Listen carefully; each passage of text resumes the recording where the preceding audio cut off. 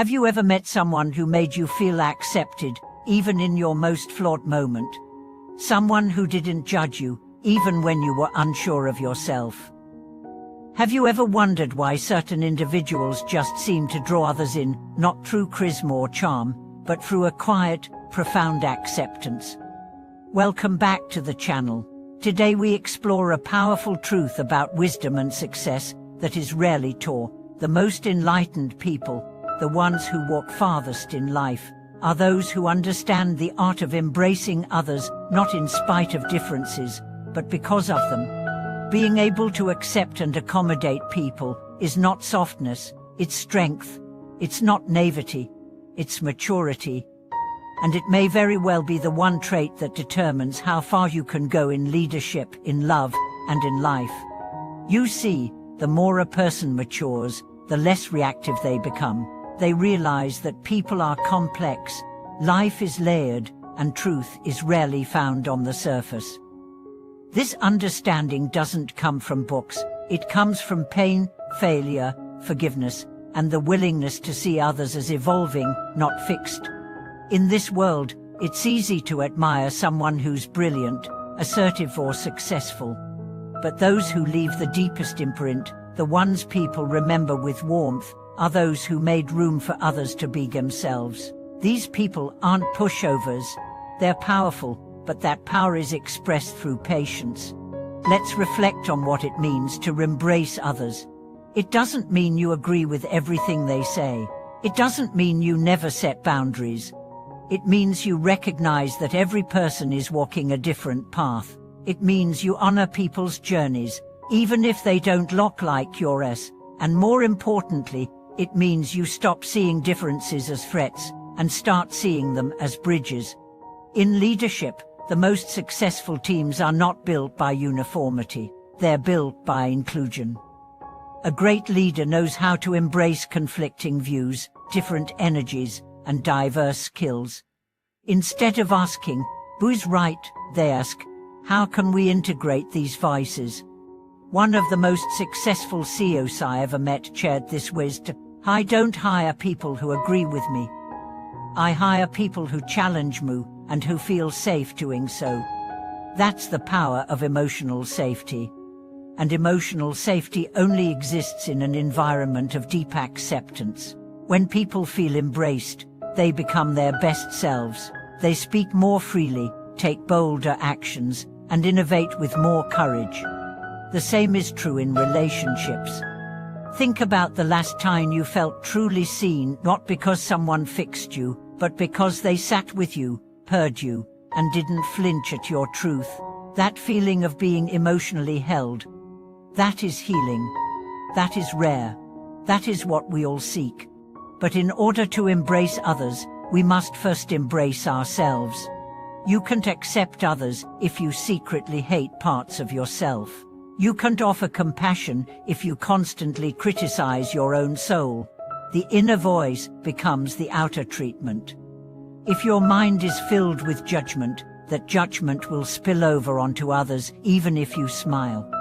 Wise people know this.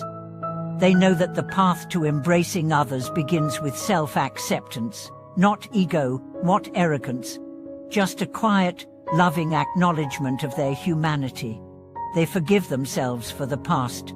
They stop pretending to be perfect. They give themselves room to be messy, and in doing so, they start giving others the same room. This is why the truly wise are often the most gentle, because they know how hard it is to grow. They've been through the fire. They've lost, fallen, broken, rebuilt.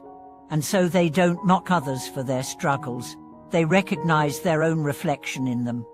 One of my mentors once told me, "Whenever someone triggers you, that's your soul pointing to an unhealed wound.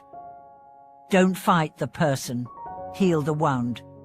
That changed everything.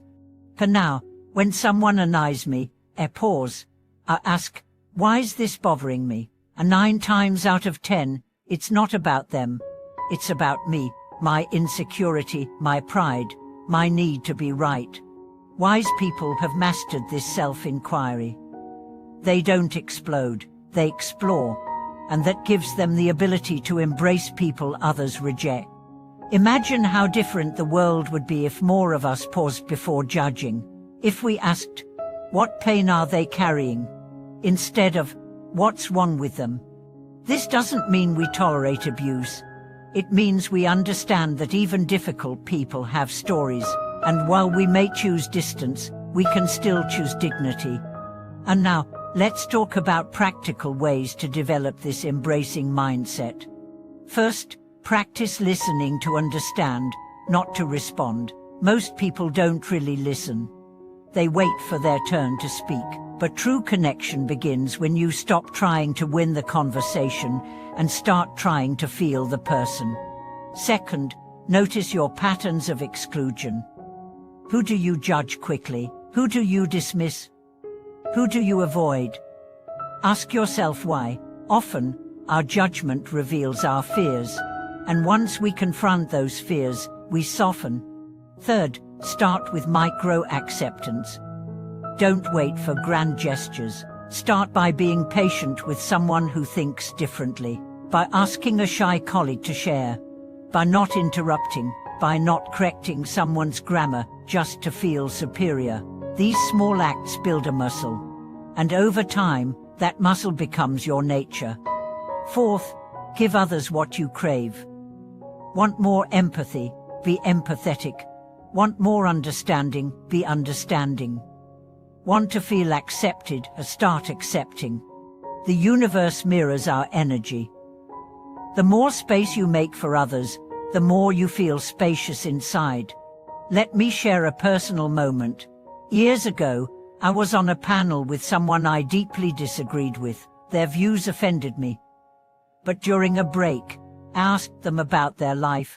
What they shared broke my heart. I didn't agree with them afterward, but I understood them. And that made all the difference. That's the power of embracing others, not to dilute our beliefs, but to deepen our humanity. If this message touched you, I invite you to reflect in the comments. Share a moment when you chose to embrace rather than judge, or a moment when someone embraced you and changed your life. Subscribe to the channel for more reflections on how to grow not just smarter, but kinder. Like the video if it helped you see something new. And remember, every act of acceptance changes the world a little more. Thanks for watching this video. You don't have to agree with everyone, but you can honor them. And the more you do, the more whole you become.